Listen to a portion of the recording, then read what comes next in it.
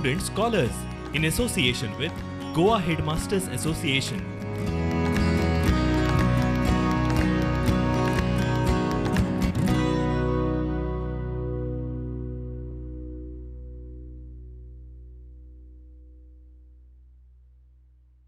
नमस्कार. आज आपण पाहणार आहोत यत्नदेवाची उपासना हा पाठ. लेखक आहेत ममा द वा पोद्दार. आणि या पाठाचं वैशिष्ट्य असं आहे की प्रयत्न, कष्ट, कर्म आणि कार्य म्हणजे काय आणि त्याची फलप्राप्ती काय होते किंवा त्याचं यश काय होतं हे सर्व आपण या पाठामध्ये शिकणार आहोत. आणि या पाठाचे लेखक जे आहेत ते मम द वा पोद्दार आणि म्हणजे दत्ता वामन पोद्दार असं म्हणून ज्यांना ओळखलं जातं. लेखकाचं वैशिष्ट्य असं आहे की लेखक एक थोर इतिहास संशोधक आहेत. त्याचबरोबर प्राचीन मराठी साहित्याचा अभ्यासही त्यांचा फार आहे. त्यातच शिवाजी, छत्रपती शिवाजी महाराजांचा इतिहास पाहिला किंवा 1915 पासून ते एकंदरीत 1900 त्यानंतरचा कालखंड जो होता तो मम द वा पोद्दार यांनी महाराष्ट्रभर एकंदरीत संस्थात्मक कार्याच्याद्वारे आपलं मराठी त्याचबरोबर मराठी साहित्यामध्ये कार्य केलेलं आपल्याला दिसून येतं. आणि अशाच प्रकारचा पाठ लिहित असताना विद्यार्थ्यांना एकंदरीत यश आणि त्यामागचा प्रयत्न कसा करावा याचं महत्त्व पटवून देण्याचा प्रयत्न या पाठामध्ये आपल्याला केलेला दिसून येतो. लेखकाने या पाठाचं विवेचन करत असताना संत रामदासांनी जे म्हटलेलं आहे की केल्याने होत आहे रे आधीची केले पाहिजे, यत्न तो देव जाणावा अंतरी धरिता बरे. या उक्तीप्रमाणे जे संत रामदास स्वामींनी सांगितलेलं आहे त्याप्रमाणे या पाठात लेखकाने आपलं विचार मांडण्याचा प्रयत्न केलेला आहे. प्रथमतः मी तुम्हाला पूर्ण पाठ वाचून दाखवतो आणि त्यानंतर तुम्हाला जे इथे दाखवलं जाईल त्यानुसार त्याचं स्पष्टीकरण मी तुमच्यासमोर मांडणार आहे. सर्वांनी लक्ष द्यायचं आहे. केल्याने होत आहे रे आधी केलेची पाहिजे, यत्न तो देव जाणावा अंतरी धरिता बरे. आरंभलेल्या सत्कार्यात यशप्राप्ती व्हावी म्हणून मंगल करण्याची वहिवाट आपल्याकडे फार पुरातन आहे. परमेश्वराच्या खऱ्या स्वरूपाचा निर्णय करणे अतिशय कठीण आहे. परमेश्वर कसा आहे, त्याला रूप, रंग, आकार काही आहे किंवा नाही. परमेश्वर चिंतनातच जन्म घालवलेल्या श्री समर्थासारख्या महानुभाव पुरुषाने परमेश्वराच्या स्वरूपाचे एके जागी जे वर्णन केले आहे त्याचा उलगडा करूनच आपण आज त्या परमात्म्याचे तर्पण करू. समर्थ सांगतात की यत्न तो देव जाणावा. यत्न हाच परमेश्वर. परमेश्वराला यत्नदेव नाव समर्थ आणि पदरचे दिले आहे असे नाही. या यत्नदेवाचे जुने नाव कर्मदेव असे आहे. विजयदेव, कीर्तिदेव, श्रीदेव, यशोदेव अशी दुसरीही पुष्कळ नावे याला आहेत. त्या यत्नदेवाचीच अखंड आराधना करून पूर्वी जनकादित कृतार्थ झाले असा दाखला श्रीकृष्णाने दिला आहे. इतका हा यत्नदेव जुनाट आहे. तो अनादी असून अनंत आहे. त्याच्या प्रसादाशिवाय भाग्य किंवा थोरवी प्राप्त व्हायची नाही. त्याची अवहेलना करणाऱ्यांचे कधीही कल्याण होत नाही. आपल्या उपासकांचे मनोरथ पुरवण्यास तो सदैव तत्पर असतो. हा रात्रंदिवस जागता असतो. जळी, स्थळी, काष्टी, पाषाणी सर्वत्र हा वास करतो. हा जातीभेद पाळीत नाही, लिंगभेद ओळखीत नाही, वयोभेद मानित नाही. या पृथ्वीतलावर आशेचा महावृक्ष यानेच लावला. दीनदुबळ्यांचे रक्षण करण्यासाठी हाच धावत आलेला आहे. अशा या पतितोद्धारक यत्नदेवाची भक्ती करायची म्हणजे सदोदित ध्येयत कष्ट करायचे. कष्टाची नाही ते निर्फळ असे समर्थाने स्वच्छ लिहिले आहे. कष्टाच्या जोडीला आशा, उत्साह, जोम, तरतरी हे सर्व गुण असल्याशिवाय यत्नदेवाच्या पूजेची सांगता होत नाही. या सर्वांच्याही आधी सत्तत्वाचे अधिष्ठान पाहिजे हे सांगावयास नको. यत्नदेवाची पूजा करावयास लागणारे हे सर्व उपचार सहज मिळू शकतील अशी दशा म्हणजे विद्यार्थी दशा. या काळात नवजीवनाचा संचार शरीरात होत असता ताजे रक्त उसळत असते. या वयात जर का यत्नदेवाच्या मंदिराकडे पाय वळले नाहीत तर उद्याचा मार्ग सुटला असे निभ्रांत समजावे. कमाईचे हिणे पडिले उदंड, नाही तया खंड येती जाती. या तुकोबारायांच्या उक्तीप्रमाणे या जगात व्यर्थ हेराझाऱ्या घालीत बसायचे की आटोकाट श्रमसवास करून कीर्तिरूपाने मागे उरायचे. हा निश्चय याच वेळी म्हणजे तारुण्याच्या आरंभ काळातच करायचा असतो.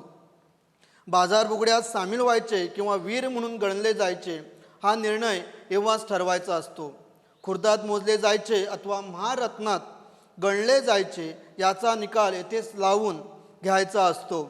यासाठी यत्नदेवाच्या उपासनेचे बळ, महत्त्व, फलश्रुती याच विद्यार्थी दशेत कानी पडणे अत्यावश्यक आहे. ती या वयात जर कानी न पडेल तर मग पुढे जाऊन दुदुंबी गर्जना केली तरी कामाला यायची नाही. एकदा माणूस ऐतखाऊ किंवा म्हैसमुंगळू यांच्या वर्गात पडला म्हणजे कामातून गेला. ऐतखाऊ, म्हैसमुंगळू व कष्टाळू अशी 3 प्रकारची माणसं जगात आढळतात.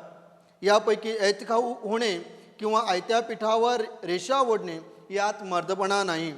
शिवाय ते स्वाधीन नाही, सबब विचारात करण्याचे कारण नाही. ते पशुचे लक्षण, तस्मात सर्वतः त्याज्य होय. हा कष्टाळूपणाचा मार्ग मात्र माणुसकीचा आणि मर्दपणाचा अतैव स्फुरणीय आहे. तथापि त्याचा अवलंब पुष्कळाकडून दुर्दैवाने करण्यात येत नाही, कारण बहुतेकांना मेहनतीचा स्वाभाविक कंटाळाच असतो. कष्ट सातत्य हीच यत्नदेवाची उपासना, पण तीच न पडल्यामुळे निराशेच्या व दूरदर्शेच्या फेऱ्यात सापडून शेकडो लोक सफाईत बुडतात.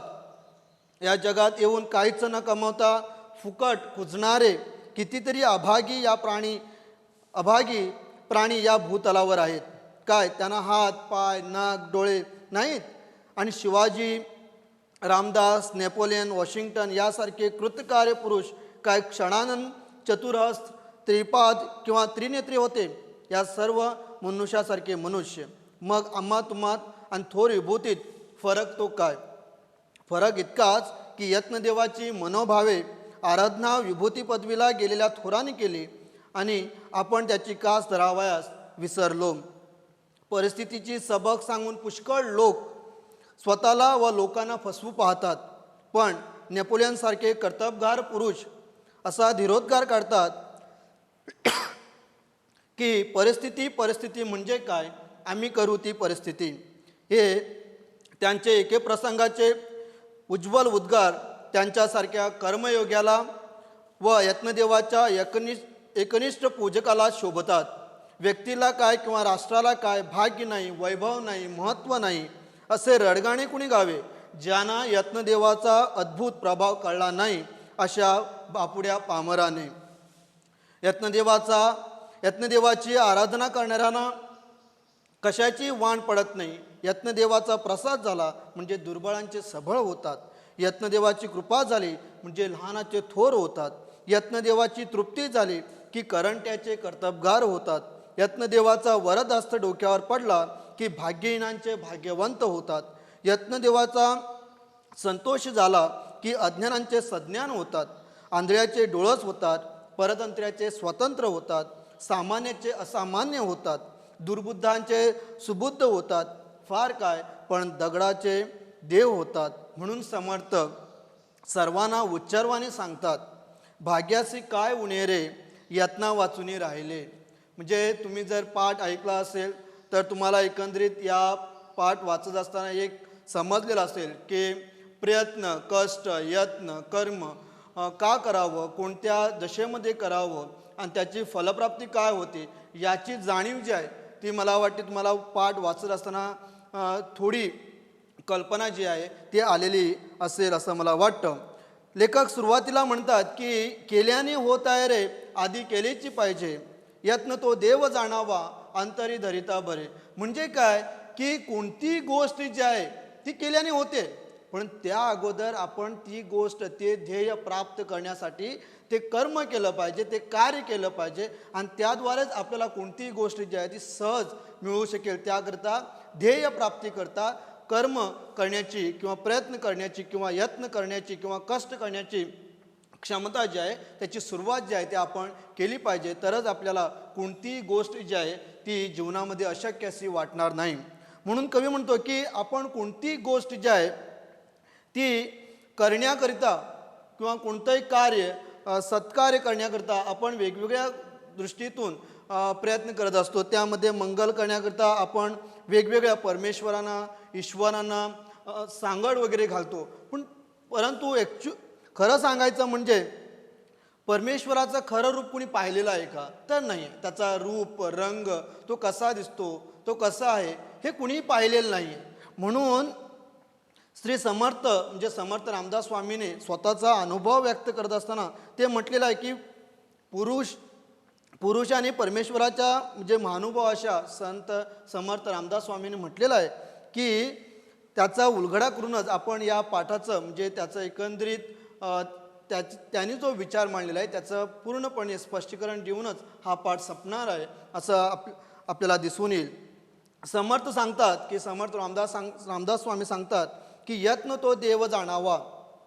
म्हणजे परमेश्वर, तुम्ही जर इथे देवाची नावं पाहिलेली असेल, कर्मदेव आहे, श्रीदेव आहे, यशोदेव आहे, कीर्तिदेव आहे. ही या प्रयत्नाची म्हणजे कष्टाची किंवा यत्नदेवाची नावं आहेत. आता यत्नदेव म्हणजे काय?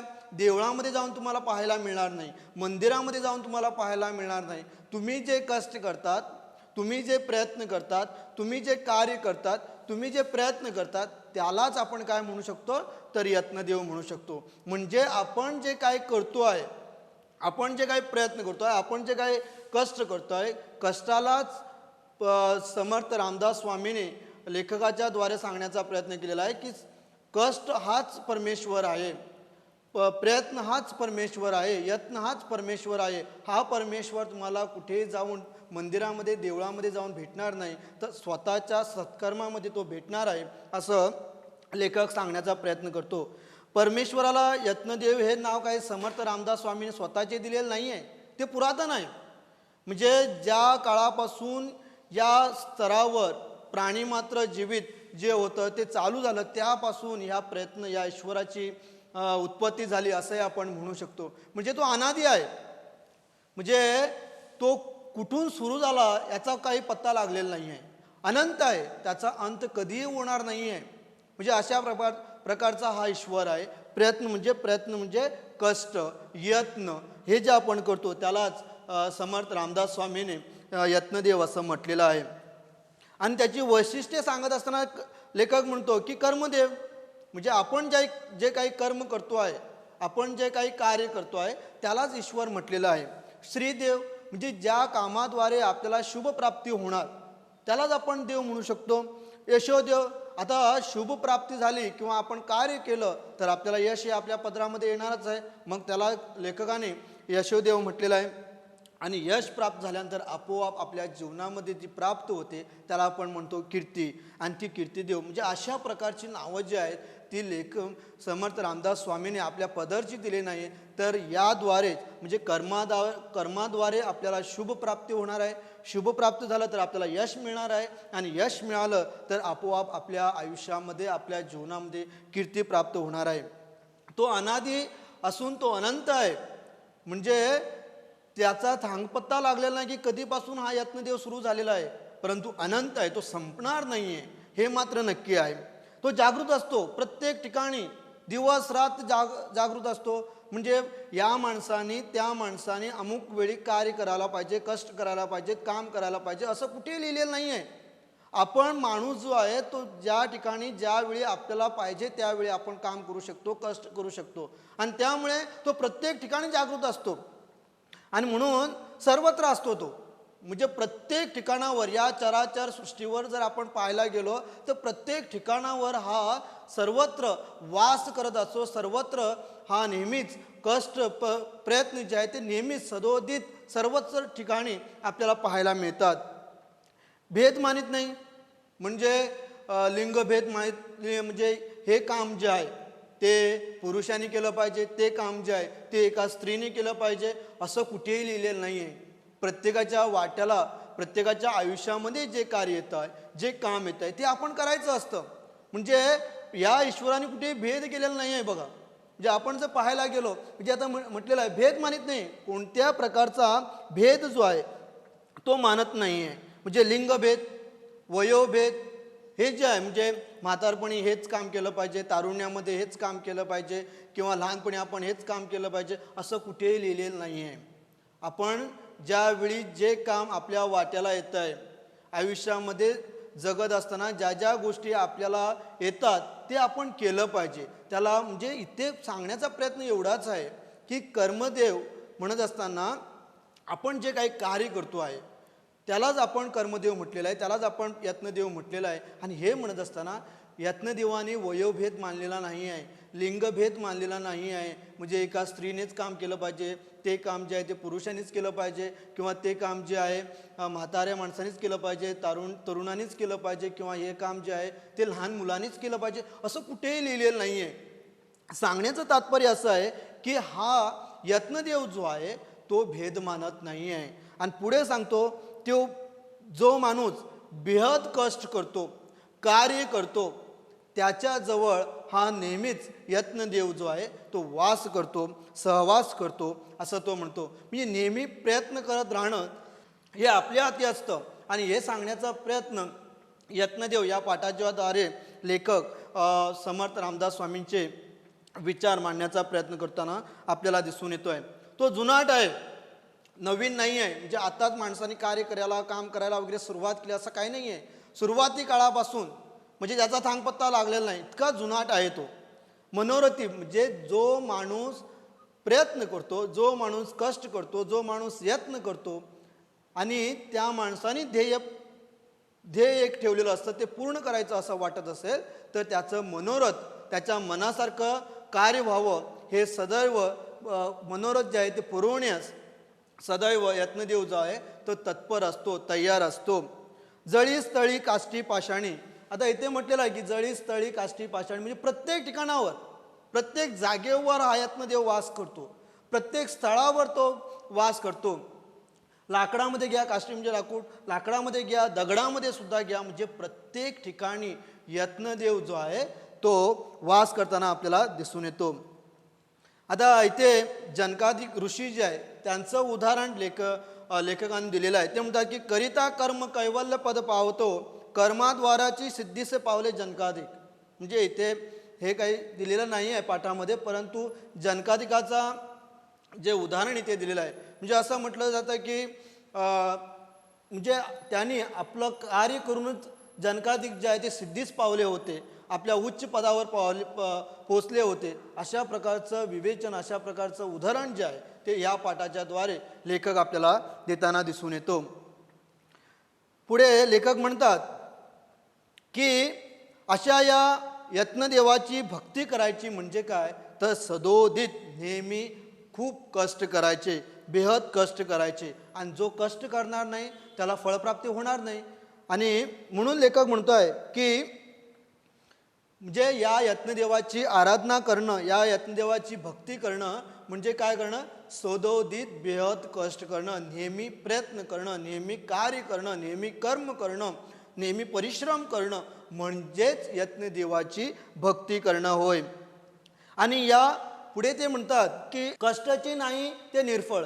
आता मला एक सांगा, आता तुम्ही विद्यार्थी आहात, तुम्ही जर परीक्षेमध्ये जर परीक्षेच्या वेळी किंवा परीक्षेच्या अगोदर जर तुम्ही त्या विषयाच्या निगडीत अभ्यास जर तुम्ही केला नाही तर परीक्षेमध्ये तुम्ही पास होणार आहात का तर नाही आहे. म्हणजे जो कष्ट करणार नाही त्याला फळ मिळणार नाही. आणि फळ प्राप्ती व्हावी याकरता काय केलं पाहिजे, आपण ते कार्य केलं पाहिजे, तो कर्म केला पाहिजे किंवा सदोदित कष्ट केले पाहिजेत तरच आपल्याला फळप्राप्ती होते. नाही ध्येयबनामध्ये बाळगलं आणि त्याचा पाठपुरावा जर आपण केला नाही तर ध्येयप्राप्ती आपल्याला होणार नाही. ध्येयप्राप्ती व्हायची असेल तर त्याचा पाठपुरावा करायला लागेल. म्हणून लेखक म्हणतात की कष्टाची नाही ते निर्फळ. जो कोणी कष्ट करणार नाही, जो कोणी काम करणार नाही, जो कोणी परिश्रम करणार नाही त्याला त्या माणसाने, त्या प्राण्यांनी, पशूंनी फळाची अपेक्षा जी आहे ती करायची नाही. आणि हे करत असताना आता भक्ती करायची म्हणजे जाऊन काय भजन कीर्तन वगैरे करायचं नाही आहे. म्हणजे मंदिरामध्ये ईश्वर असतो, आपण जाऊन इथे भजन करतो, कीर्तनं करतो, अगरबत्ती वगैरे घेऊन जातो, कुंकू वगैरे घेऊन जातो किंवा धूप कापूर वगैरे घेऊन जाऊन त्याची पूजा करतो. परंतु या यत्नदेवाची पूजा करायची म्हणजे काय, त्याची आराधना करायची म्हणजे काय तर सदोदित प्रयत्न करणे, कष्ट करणे, काम करणे, कार्य करणं म्हणजेच या यत्नदेवाची पूजा भक्ती असं आपण समजू शकतो. आणि या पूजेच्या म्हणजे या कष्टाच्या बरोबरीला काय पाहिजे, तर मनामध्ये आशा पाहिजे माणसाच्या, आशा तर पाहिजेच. त्याचबरोबर काय पाहिजे, उत्साह पाहिजे. माणसाच्या जीवनामध्ये उत्साह जर नसेल तर कोणतीही गोष्ट जी आहे ती आनंदी होऊ शकणार नाही. आणि आनंदी जीवन जगायचं असेल तर नेहमीच माणूस जो आहे तो उत्साही असला पाहिजे, त्याच्या मनामध्ये आशा असली पाहिजे, त्याच्या मनामध्ये जो म्हणजे शक्ती असली पाहिजे, इच्छाशक्ती असली पाहिजे, तरच या गोष्टी ज्या आहेत त्या सहज प्राप्त होऊ शकतील. त्याचबरोबर तरतरी म्हणजे तो माणूस चलाक असला पाहिजे, हुशार असला पाहिजे, बुद्धिमान असला पाहिजे. आणि ह्या गोष्टी ज्या आहेत त्या या यत्नदेवाच्या पूजेच्या जोडीला पाहिजेत, तरच या यत्नदेवाची पूजेची सांगता होऊ शकते, आराधना पूर्ण होऊ शकते. असा विचार जो आहे तो समर्थ रामदास स्वामींनी जो सांगितलेला आहे त्याचं विवेचन या पाठामध्ये लेखक दत्ता वामन पोद्दार करताना आपल्याला दिसून येतात. म्हणजे अशा प्रकारे यत्नदेवाची वैशिष्ट्य सांगत असताना याचं महत्त्व विद्यार्थ्यांना कसं पटवून द्यायचं असतं. आता तुम्ही उदाहरण घ्या, तुम्ही विद्यार्थी आहात आणि विद्यार्थी असताना तुमचं काम काय आहे, शाळेमध्ये जाणं, घरी येणं एवढं काम नसतं आहे की तुम्हाला अभ्यास दिलेला असतो, तो अभ्यास पूर्ण करायचा असतो, हे तुमच्या हाती आहे. तुम्हाला आणखी कोणतं काम नाही आहे. विद्यार्थ्यांचं काम काय आहे, शिकणं, अभ्यास करणं.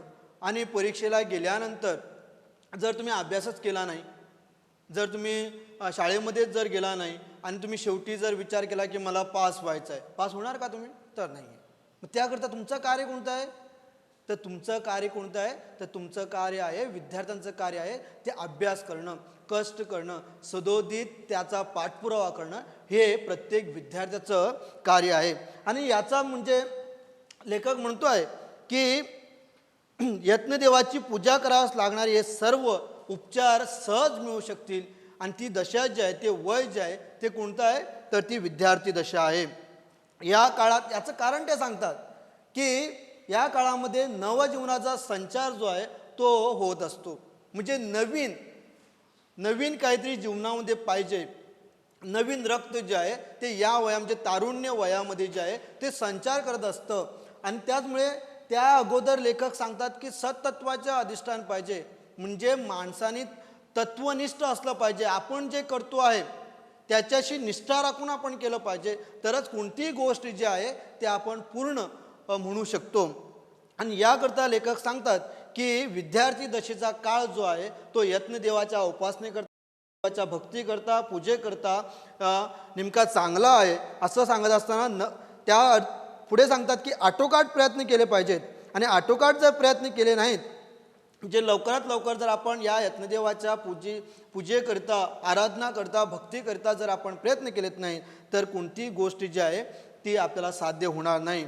आणि हे सांगत असताना लेखक पुढे सांगतात की बळ, महत्त्व आणि फलश्रुती, आणि यत्न केल्यानंतर, प्रयत्न केल्यानंतर, परिश्रम केल्यानंतर, कार्य केल्यानंतर, काम केल्यानंतर, कष्ट केल्यानंतर कोणत्या गोष्टी आपल्याला मिळतील, कोणत्या गोष्टी आपल्याला, त्या गोष्टीद्वारे कोणतं फळ प्राप्त होणार आहे, त्याचं महत्त्व काय आहे या कामाचं, हे या वयामध्येच पडलं पाहिजे, या दशेमध्येच पडलं पाहिजे. आणि ती दशा म्हणजे कोणती, विद्यार्थी दशा.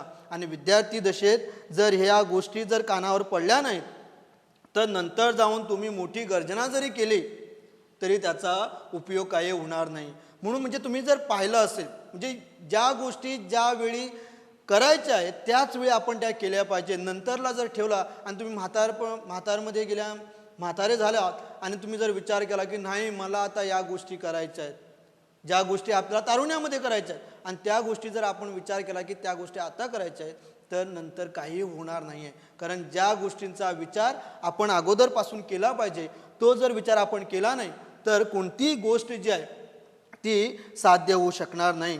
म्हणून लेखक सांगतात की पुढे ते म्हणतात की म्हणजे आता माणूस म्हटल्यावर माणसं ही वेगवेगळ्या प्रकारची असतात, आणि त्यामध्ये ऐतखाऊ, म्हैसमुंगळू, कष्टाळू अशा प्रकारचे माणसांचं उदाहरण जे आहे ते लेखक या पाठामध्ये देताना दिसून येतात. आता ऐतखाऊ म्हणजे काय, ऐत खाऊ म्हणजे काय, दुसऱ्यांनी जे काही दुसरा माणूस काय करतो आहे आणि त्याच्याद्वारे आपलं पोट भरण्याचा प्रयत्न करणाऱ्या माणसाला आपण काय म्हणतो, ऐत खाऊ म्हणतो. म्हैस मंगळू म्हणजे काय, म्हैस मंगळू म्हणजे सुस्त, मला काही करायचं नाही आहे, त्याने दिलं तर खायचं आहे, अशा प्रकारे म्हणजे जीवनामध्ये आलो आहोत की नाही, जगायचं आहे जगतो आहे, मरायचं आहे नंतर आपण मरतो, परंतु याचा अर्थ जीवनामध्ये काहीही प्राप्त होत नाही. त्याकरता आपण कसे असलं पाहिजे, कष्टाळू असलो पाहिजे. म्हणजे माणसांच्या दुसऱ्यांच्या जीवनावर जीवन जगायचं आहे, आरामात जीवन जगायचं आहे, दुसऱ्याच्या म्हणजे आयत्या पिठावर रेघोड्या ओढायच्या आहेत का आपल्याला, तर नाही आहे.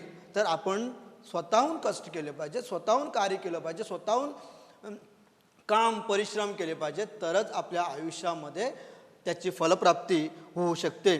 आणि त्याकरता लेखक म्हणतात की ही जी म्हणजे ऐत खाऊ किंवा म्हैस मंगळू ही जी या प्रकारची जी माणसं असतात ती पशूंची लक्षणं आहेत, ती माणसांची नाही आहेत. आणि माणूस कसा असतो, तर तो कष्टाळू असतो. कष्ट करणं हे माणसाचा धर्म आता ठरलेला आहे. आणि मग जो माणूस कष्ट करणार नाही त्याला फळप्राप्ती होणार नाही, त्याला फळप्राप्ती झाली नाही तर त्याला यश मिळणार नाही, कीर्ती मिळणार नाही, तो भाग्यवान तो होणार नाही.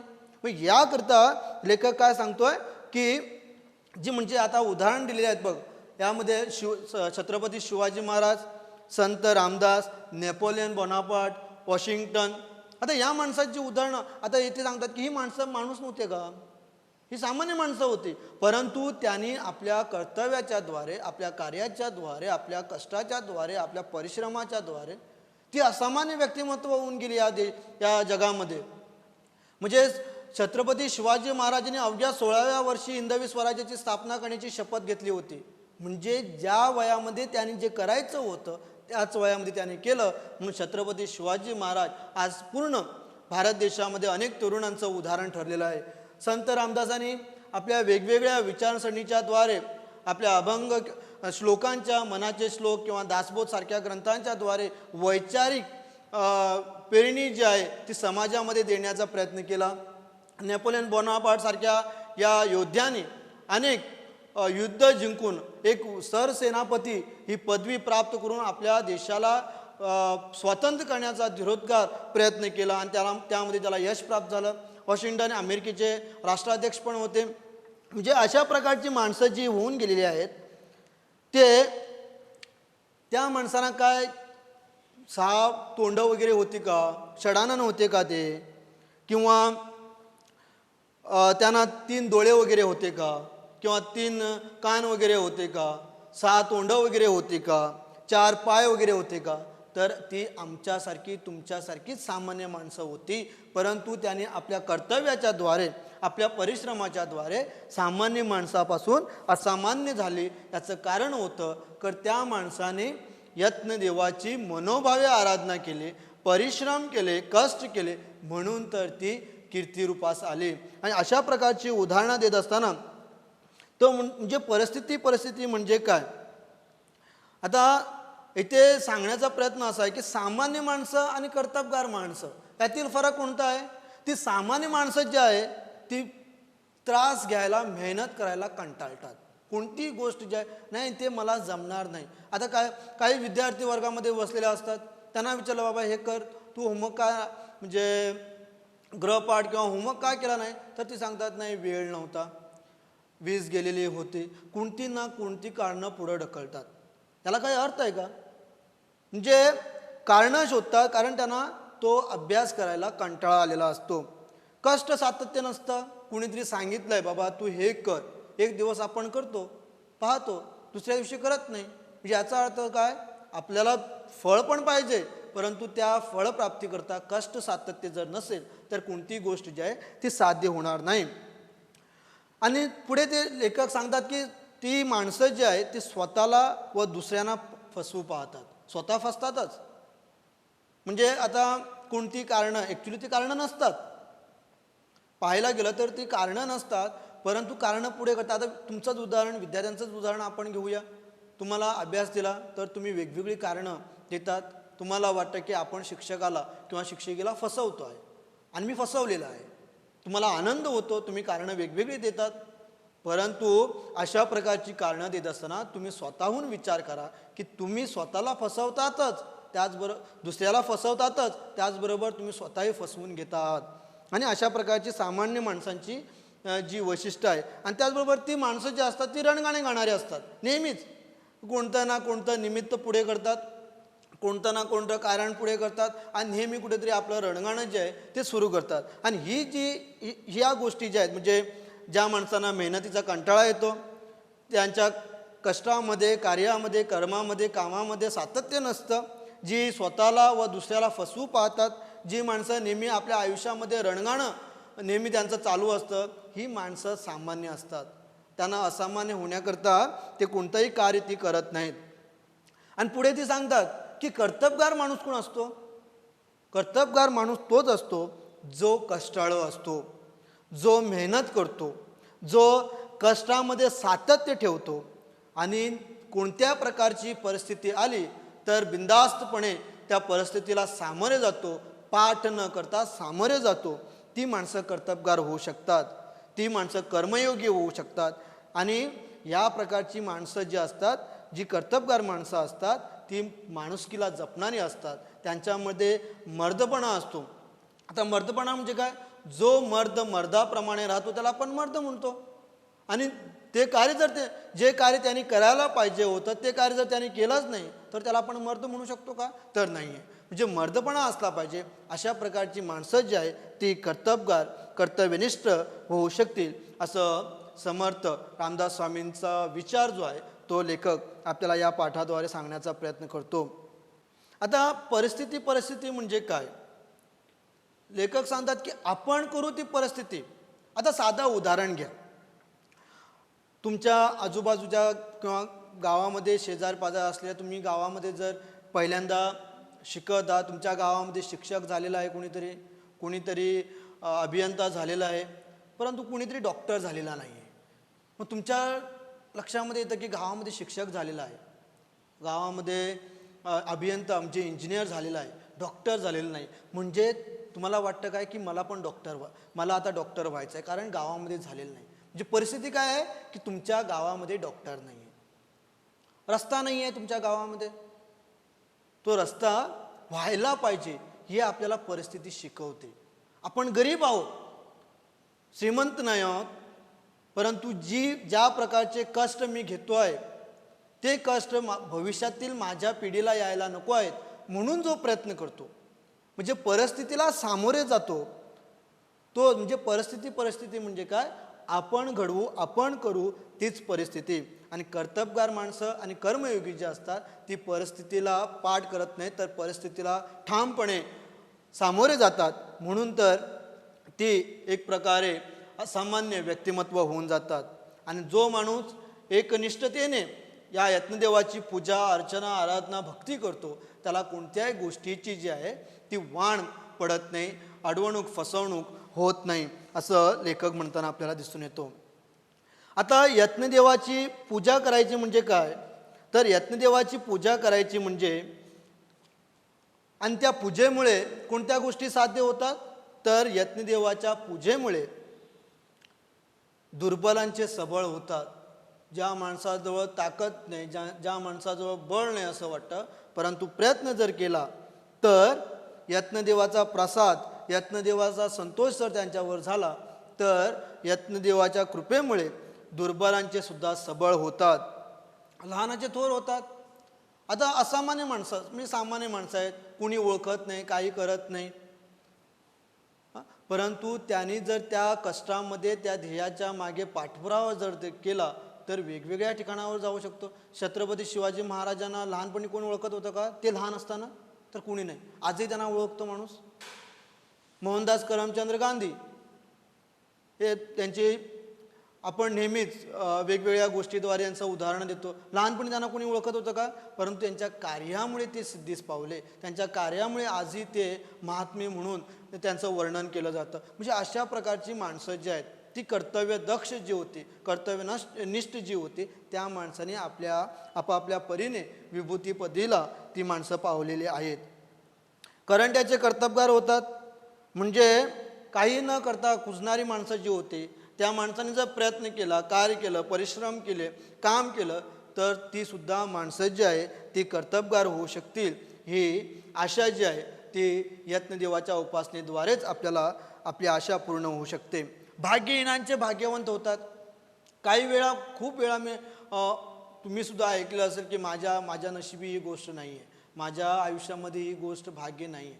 पण आपल्याला कुठेतरी निमित्त मिळतं की नाही, पण त्या निमित्ताचा आपण कधी आणि कसा वापर करतो त्याच्यावर आपलं भाग्य आहे. नाहीतर ही गोष्ट नाही माझ्याने होणार नाही आहे, ती त्याच्यानेच होणार आहे, तोच करणार आहे, ते माझ्याद्वारे होणार नाही, असा आपण अगोदरच नकारात्मक विचार केला तर आपलं भाग्य जे आहे ते फुलणार नाही. म्हणून लेखक सांगतात की आपल्या आयुष्यामध्ये आपण ध्येय बाळगायचे असतात. ध्येयाचा पाठपुरावा करण्याकरता आपण सदोदित कष्ट, कर्म, कार्य, परिश्रम, काम केलं पाहिजे. तरच भाग्यहीन असलेली माणसंसुद्धा भाग्यवंत होऊ शकतात. अज्ञानांचे सज्ञान. आता लहानपणी तुम्ही आता 12वीमध्ये आहात. आता तुम्ही 11वीमध्ये असताना तुम्हाला 12वीचा अभ्यास माहीत होता का? परंतु तुम्ही 12वीमध्ये आल्यानंतर 12वीचा अभ्यास केल्यानंतर तुम्हाला समजतं की बाबा 12वीमध्ये अभ्यास काय आहे. म्हणजे याचा अर्थ काय आहे की तुम्ही कोणतीही गोष्ट जी आहे ती केल्याने तुम्हाला कळती आहे, केल्याशिवाय कळणार नाही आहे. आणि याकरता ज्या गोष्टींचा तुम्ही अज्ञानी आहात, तुम्हाला ज्या गोष्टींचं ज्ञान नाही, परंतु ती गोष्ट आपल्याला समजली पाहिजे, त्या गोष्टीचं आपल्याला ज्ञान झालं पाहिजे, असं जेव्हा आपल्याला वाटतं त्यावेळी आपण त्या गोष्टीची ज्ञानी होतो. आंधळ्याचे डोळस होतं. आपण काय म्हणतो की ती गोष्ट मी पाहिलेली नाही आहे, ती गोष्ट मला पाहायला नको आहे, ती कशाला पाहिजे आपल्याला, असं आपल्याला वाटतं. परंतु ती गोष्टीचा आपण जर पाठपुरावा केला, त्याच्या मागे लागलो, तर ती गोष्टसुद्धा आपल्याला. कुणाला माहीत होतं चंद्र कसा होता? माहीत होतं का? कुणालाही माहीत नव्हतं. परंतु कालांतराने परिश्रमाने प्रयत्न केल्यानंतर चंद्र कसा दिसतोय, हे मंगळ कसा दिसतोय, हे आपल्याला समजतं आहे. याचा अर्थ काय? आपण प्रयत्न आणि कष्ट, अनेक वैज्ञानिकांनी कष्ट प्रयत्न केल्यानंतर समजलं ना की नाही. सहज आपल्याला कोणीतरी येऊन स्वप्नामध्ये सांगितलं की असं असं आहे या ठिकाणी, असं म्हणून कोणी सांगितलं आहे का? तर नाही आहे. तर त्यामागे कष्ट परिश्रम होते, म्हणून या गोष्टी आपल्याला सहज सोप्या वाटतात. दुर्बुद्धांचे सुबूत होतात. आपण म्हणतो की कधी कधी आपल्या गोव्यामध्ये एक शब्द आहे, म्हणजे कोकणीमध्ये आपण म्हणतो बोणे. म्हणजे काय, याला काही कळत नाही, याला काही जमत नाही, अशा प्रकारची माणसं असतात. परंतु अशा प्रकारची माणसंसुद्धा जर त्या माणसाने नेहमीच कष्ट केले, प्रयत्न केले, लहान लहान गोष्टीतून मोठ्या गोष्टी व्हायच्या असतात. म्हणजे आपण म्हटलं की एवढा मोठा समुद्र कसा काय निर्माण झाला? समुद्र काय आपोआप निर्माण होत नाही, अनेक प्रवाह त्याला लाभतात म्हणून एवढा मोठा समुद्र तयार होतो. तळं जे आहे ते तळं काय सरळ आभाळातून खाली पाणी कोसळून तळं तयार होत नाही, तर वेगवेगळ्या प्रकारे म्हणजे पाणी जे आहे, पाण्याचा प्रवाह जो आहे वेगवेगळ्या प्रकारे त्या तळ्यामध्ये येतो आहे, म्हणून ते तळं होतं आहे. म्हणजे या प्रकार, म्हणजे सांगण्याचं तात्पर्य असं आहे की ज्यांच्याजवळ आपण बुद्धी नाही असं म्हणतो, जर आपण ती बुद्धी प्राप्त करण्याकरिता जर आपण त्याचा पाठपुरावा केला, प्रयत्न केले, कर्म केलं, काम केलं, कष्ट केले, तर आपोआप दुर्बुद्धांचे सुद्धा सुबुद्ध होऊ शकतात. फार काही दगडाचा देवसुद्धा होतो. आता तुम्ही साधं उदाहरण जे आहे ते तुम्हाला पाहायला मिळतं बघा. साधा दगड रस्त्यावर असतो, आपल्या पायाला वगैरे आढळतो, आपण फेकून देतो. पण पुढे गेल्यानंतर किंवा कालांतराने तोच दगड, त्याच्यावर जर कोणी कुंकू किंवा त्याच्याजवळ जर कोणी अगरबत्ती लावलेलं असेल, तर त्याच दगडाला आपण नमस्कार करून जातो की नाही.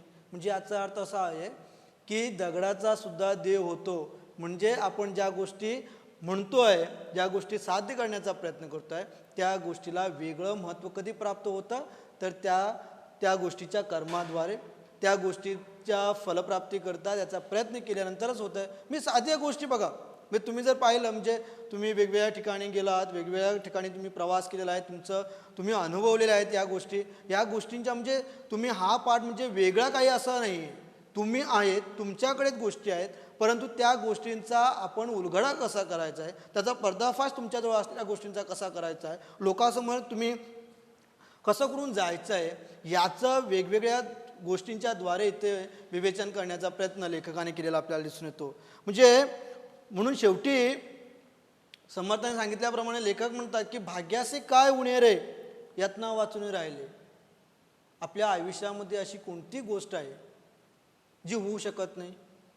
असं आहे का कोणती गोष्ट? जर होऊ शकते, होणार नाही अशी होऊ शकते, परंतु आपण जर प्रयत्न केला, म्हणजे आपलं ध्येय असतं.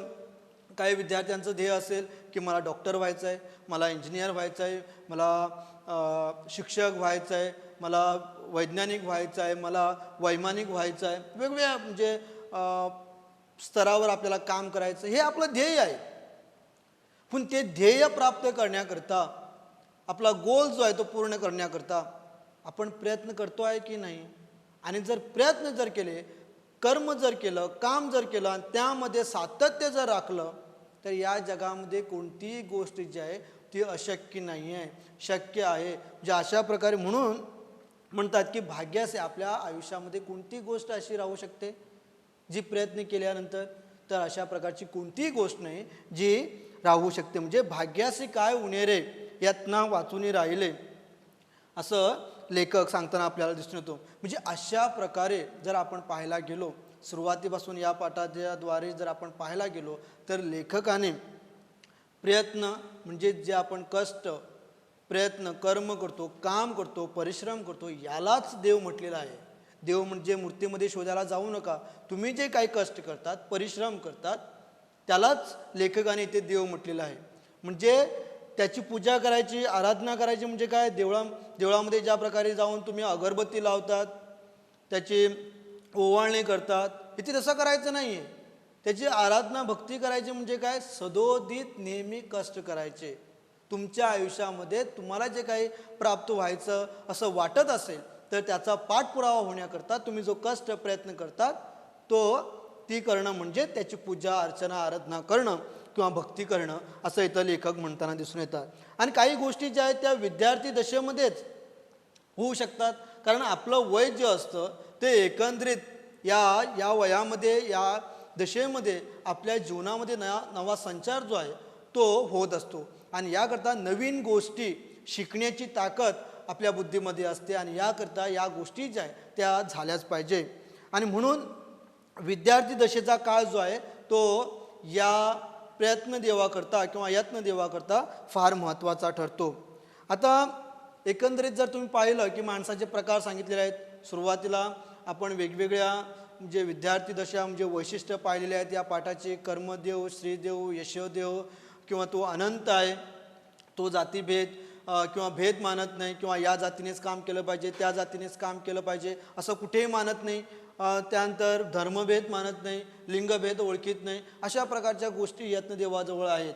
आणि त्याकरता यत्न केला पाहिजेत, परिश्रम केले पाहिजेत, कार्य केलं पाहिजे, काम केलं पाहिजे असं तो म्हणतो आहे. आणि त्यानंतर ते सांगतात की यत्नदेवा म्हणजे माणसाचे 3 प्रकार आहेत. म्हणजे ऐतखाऊ, म्हैसमुंगळू आणि कष्टाळू. म्हणजे ऐतखाऊ म्हणजे काय? दुसऱ्याच्या जीवनावर आपलं जीवन जगणारे. म्हैसमुंगळू म्हणजे काय? सुस्त होऊन आपलं आयुष्य जगणारे. आणि कष्टाळू म्हणजे काय?